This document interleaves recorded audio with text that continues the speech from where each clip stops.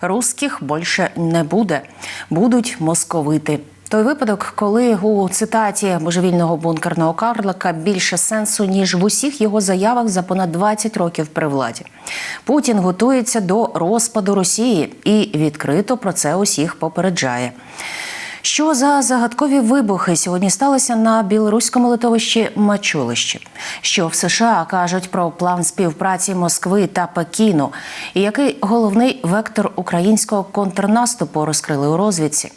Дивіться хроніку події 368-го дня Великого вторгнення Росії у матеріалі Олексія Пасака.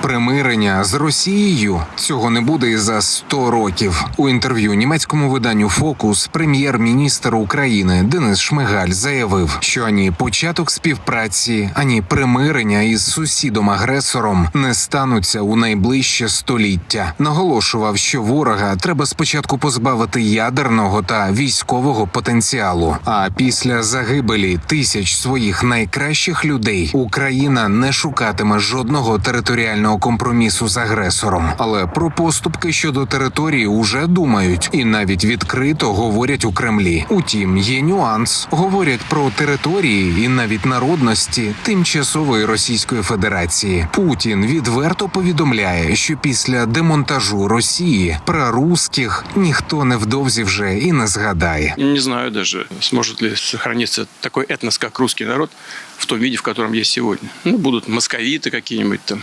уральцы и так далее. Но это же все в планах было. Эти планы, они изложены на бумаге. План нас влаштовує. ЗСУ обов'язково візьмуть його до розгляду. І нехай росіяни поки що палять хіба що дерев'яні арештування на Свято-Масленіці, але незабаром запалати може на кордонах усіх псевдонезалежних республік. Ну, а если это так, то, пожалуйста, мы не возражаем. Ворог відчуває реальність небезпеки для власного існування і шукає підтримки від інших диктатур світу. Росія вже купує шахеди в Ірану, тож тепер хоче купувати ударні дрони і в Китаї. Про те, що Пекін у майбутньому може допомогти Москві, в інтерв'ю CBS News говорив директор ЦРУ.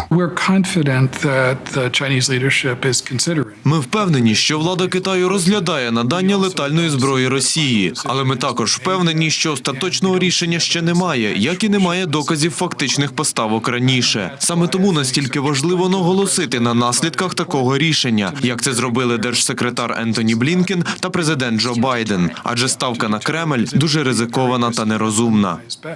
На що ставить ЗСУ? На весняний контрнаступ. Заступник начальника ГУР Вадим Скібіцький в інтерв'ю мовнику Deutsche Welle заявив, що одна зі стратегічних цілей України – це вбити клин між Кримом та материковою частиною Росії. А ще не виключив ударів по Білгородській області, з якої ворог регулярно обстрілює наші території. Але бавовна може прорости не лише там, а й десь у несподіваному місці. Білоруські опозиційні ЗМІ повідомили про кілька вибухів, які у неділю зранку пролунали на литовищі Мачулищі. Підірваний російський літак дальньої радіолокаційної розвідки А-50. Саме його використовували московити для коригування своїх ракетних ударів. Зокрема, уражена і головна антена. Літак уже нікуди не полетить, наголошують у моніторингових групах. Лукашенку варто не забувати, що він залишається поплічником Росії в її загарбницькій війні. І його може спіткати така сама доля, яка очікує кожного загарбника. Минулої доби негативно живими стали ще понад 6,5 сотень окупантів. Раптово спалахнули ще 6 російських танків і стільки ж бойових броньованих машин. Знищено ще 7 артилерійських систем. Підбито ще 2 безпілотники. На капремонт рушили ще 7 одиниць автомобільної техніки. Менше ворожого залізяча, більше шансів, що цієї доби від нього не загинуть українці. У Вугледарі, який досі витримує потужні ворожі атаки, ще лишаються цивільні. Люди, які з різних причин відмовляються покидати домівки, стають свідками того, як колись спокійне місто втрачає останні ознаки мирного життя. У мене сьогодні 9 днів, як умерла сестричка.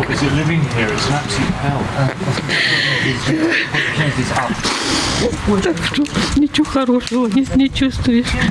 И ничего не знаешь. Никто бросили нас. Ни воды, ничего нету. Вот набираю воду. Видите? Чтобы помыть посуду, помыться хотя бы. Єдиний шлях до порятунку на гарячій передовій – це евакуація. Єдиний шлях до перемоги – це щоденна боротьба. Ворог не відмовляється від наступу. І кількість ракетних атак, артилерійських обстрілів чи ударів із повітря на Сході щодня вимірюється десятками. Але українські морпіхи, які разом з іншими силами оборони стоять на позиціях у Вугледарі, кажуть, що витримують бій, як робили це весь попередній рік і всі попередні роки. Знову ж таки, вони намагаються взяти в кільце, але це не означає, що в них все виходить. То якщо, у нас, я ще раз повторююсь, дякуючи Залужному, толковому командуючому, нам з цим повезло. У нас з цим все добре. І я сплю спокійно, знаючи, що мене не забили, в оточення не зайду.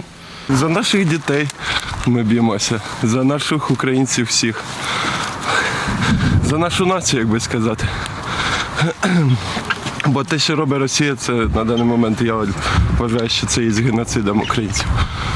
І українців нема другого виходу, як тільки перемога в цій війні. Тому і б'ємося до кінця. Слава Україні! Олексій Пасак, 5 канал.